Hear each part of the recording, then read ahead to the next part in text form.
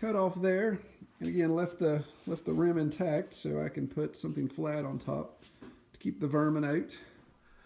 Now I do have some of the 60-gallon like olive barrels that you see. They look more barrel shaped. They have the screw off lids. I have several of those, but the reason why I didn't want to use those is they're narrower and of course have a choke down mouth opening, and I want to be able to reach the bottom with my scoop. And those 60 gallons, I can't do that. I can't reach. I'd really be stretching there, and obviously don't want to fall in. But this 55 gallon is a perfect height. Obviously you can store a lot of feed in it, but I can definitely reach the bottom with a scoop and be able to clean it out. The reason why I'm doing two is I want to be able to rotate between the two. So fill them both up, get one soaking, get the second one soaking, and obviously you have to start feeding from one immediately. But as that starts to ferment, then when I top that one back off, I can move to the other. Now, right now, like here in my workshop, which you guys may notice it's very clean and very well lit. We'll talk about that in a second. I don't heat my workshop. So right now it's about, what's it say over there, Liam, on the temperature gauge, the bottom number? I don't know what that is. You'll have to use your voice. So it's 34 degrees right now inside the workshop. So not going to be doing a lot of fermenting in that temperature. And obviously the barn, same thing. So we'll probably take these up to the house and have them in the garage, the heated garage, for next month or so before we start getting warm temperatures again. Okay, so while the boys are taking out the barrels for me, we're going to get them up to the house. Got to get the ice of pickle juice out of it as well. I know a lot of you guys have commented about the workshop, about it being like a Vincent Price basement. It dates myself. Some of you guys don't even know who that is. But anyway, instead of looking like a fun house of horrors, we've cleaned it up. But the big thing was the lighting. And I want to take a second to show you this. This is pretty cool stuff. We've talked in the past about a company called Sansi that does really nice LED lights. My goodness, it's burning my eyeballs out. It does really nice LED lights. And I've featured them on some of our videos.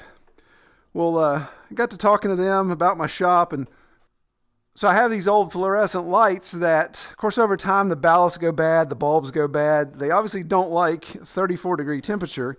So it was always an issue of coming down, having to turn them on, warm them up, that type of thing. So it was becoming a bit of a pain in the butt. Well, talking to Sansi, they said, hey, we've got these really neat adjustable LEDs. So these things screw into a standard light socket, and they have these adjustable arms that you can turn the 4 units up. There's 3 LED pots per arm there. And again, just screws into a standard socket. So what I did, I just took the cover off of my fluorescents. Of course, took the bulbs out. So you can see this is a fluorescent fixture with the wiring running. Yes, it's not in conduit, I know. Call the man. And then just screwed the construction grade socket outlet. That's actually one we had in the chicken coop. That's why it looks a little rough. Screwed one of those into the cover, drilled a hole, of course, behind it so I could run the leads, and then just cut the wire leads to the ballast, wire nutted them to this socket, and then, of course, just screw the lights in. So it really produces a quick install. Already wired, mounts super easy, and of course it's in the location that I want lights for the shop. And then just buy these puppies and put them in there and swap them out. Yeah. So as you can see in these two fixtures, I've played around with that in the past, and I've got a compact CFL there. I think over here I've got one of the little tiny LEDs. So those did okay. Obviously not a lot of light from those, but these Sansi lights really put the light out, and of course being able to be bent up, I can really cast it further out. So these things are really changing the look of the shop. And again, not a huge install process. I didn't have to take a bunch of stuff apart, redo a bunch of wiring. Literally was like 5 minutes per socket to put them in, and then of course it's just like changing a light bulb at that point. So really happy with these. Whew, daggone, that'll make you see stars. Really happy with these fixtures, and or these bulbs, I guess that's what you'd call them, LED units. But I'll link below. And if you want to see, I think Sansi lets me run a special on that, so I'll put details below if you're interested in these. Again, really nice way to swap out. And this whole part of the workshop was always dark because the ballasts were shot there. So this is really helpful to lighten it up. All right, let's get back to our fermentation. Dump that out first, if you would. Any ice or water.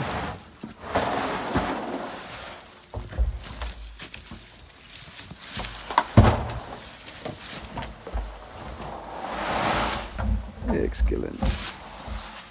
Yeah, just try to stow it in the back the best you can. It doesn't fall out when we're driving up.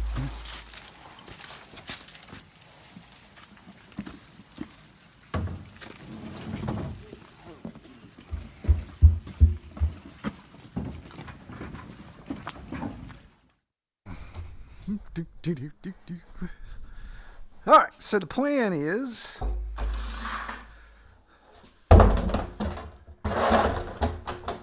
junk up the garage more than we already have. Kelly loves this.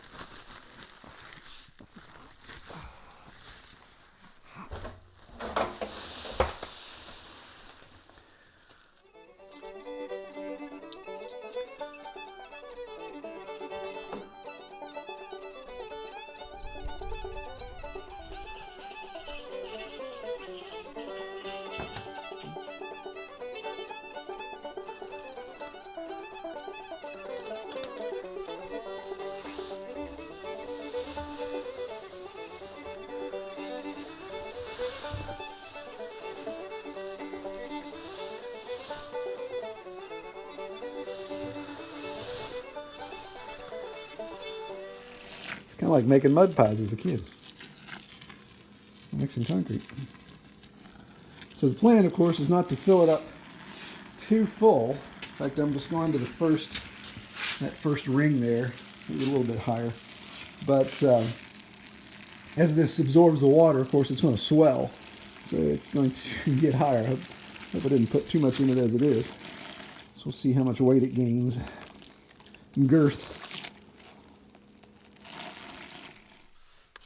Okay, so it's been a little over a week since I started fermenting or started soaking, and I'm now getting the fermentation going. Again, like I said, we're in the garage here, about 65 degrees to 60 degrees on average. When I crack open the garage doors, it gets colder.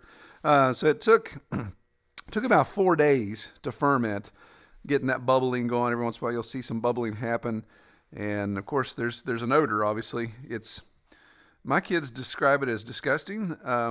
As just a little bit, it's kind of funny. It actually reminds me of the potent, that element of pig poop that seems to stick with you if you happen to get some on your hands, that smell. Very similar to that. So it's not something you necessarily want to just be sticking your hands in on a regular basis. So I got to figure out my scooping system a little better. I got just a small scoop here. I drilled some holes in it so some of the water would drain out as I'm scooping. The issue I'm seeing, of course, is with this pig feed, it's very powdery. So if it's guys I've seen on YouTube that ferment, they're still using some whole or cracked grain. They're not using this really ground up powder. This is the most readily available style of feed. I can get some custom mix, but then I have to order in larger bulk. So the plan is to keep at least 2 barrels going at a time, may even do more, but obviously be drawing from this barrel because it's the one that's kicking the most. And I started the second barrel. I put about 250 pounds of feed in it and transferred some of the excess water that I had in this barrel over here. So, of course, some of those probiotics, all that stuff that's going on with the fermenting already, move that over into here so it kind of helps supercharge. And again, with this drier feed, I've discovered that I have to keep adding water on a regular basis because it just takes a long time for it to soak down in there. Now, I could help with... So I have my shovel and my hoe here, a little mini hoe to stir some of that up. But it's still pretty tough to do that by hand here to get all that churned. I can see on the side, and I know it won't show up on the camera, but I can see like a dry line down at the very bottom. So I'll just keep adding water to this, and each day add it until it reaches stasis. I could probably get 300 pounds in here, but this really swells, of course, when it gets wet. So once it soaks all that water up, it just keeps coming up and coming up. So I don't want to top the barrel off and then try to put water in it and, of course, have it boil over when it swells up. So for a daily ration for the small pigs, I'm going now 1.5 buckets.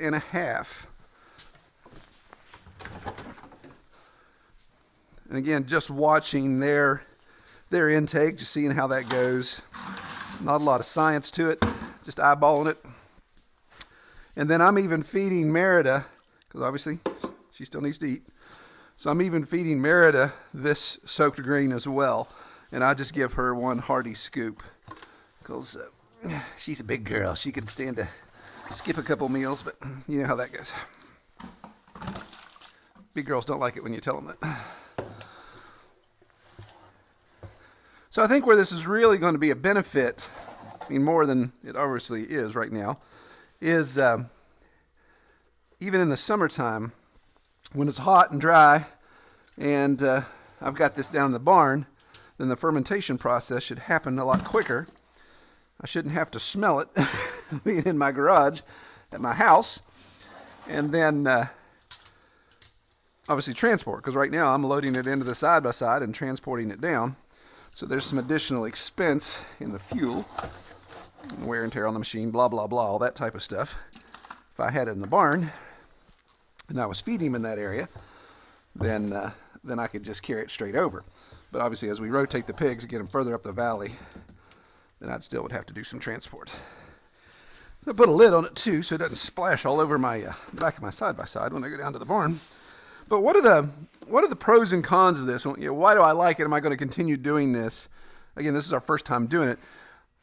The pro, of course, is there's not as much waste with this powdered feed. It doesn't just blow away and get kicked away, all that type of stuff. They seem to go through even the morsels that fly out. I'll show you here in a second. We'll close out with feeding them.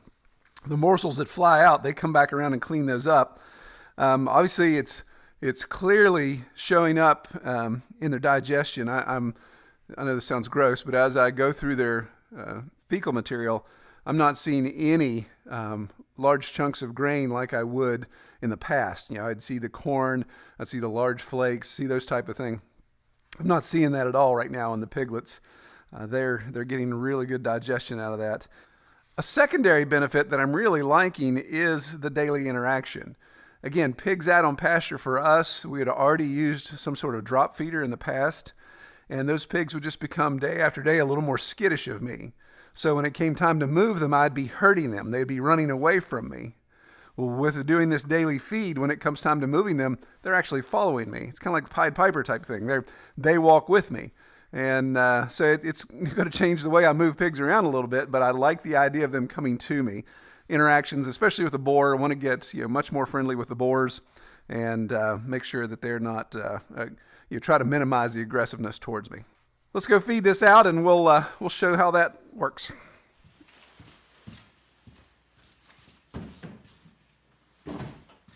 Maybe that's why they like to follow me, because I smell like they're big food.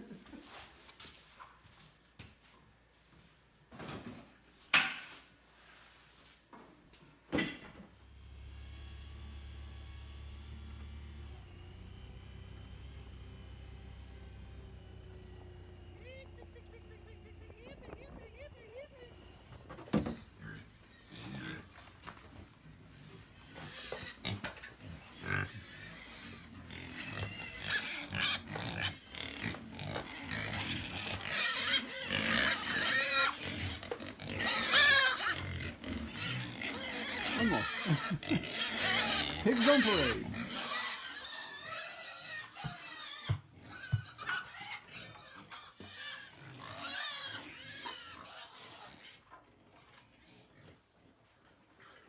Everybody go crazy.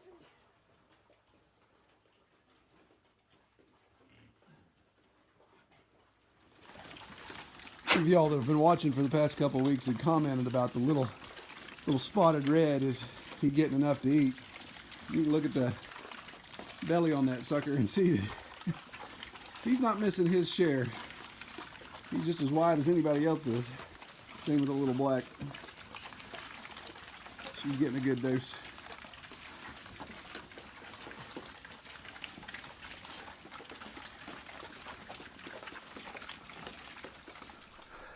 Well, so as you can see, it's definitely widely accepted. They don't like the runny as much, so I try to take as much water out as possible, but there's still some. But they'll come and clean all that up. They just go for the more solid. I don't know if it's more of a mouthful for them, but I'll be gross for a second. But again, when we look at their scat, not scours, of course, which is one thing I was worried about if changing their feed. But I know David, when he was feeding these, he was soaking the grain as well, whole grain. But yeah, really not. There's hardly any grain makeup in that. In fact, I don't see anything. It's frozen, so that's why I'm picking it up. But it appears to be pretty clean. In fact, most that's in that is grass fibers from the hay and what they've been getting on pasture. So the next big hurdle, of course, is scalability. As these 15 get larger, intake's going to be higher. So yeah, I'm going to have to introduce more barrels. I don't think fermenting only one barrel at 250, another barrel at 250, that's 500 pounds. We're probably going to need to double that to have 1,000 pounds fermenting.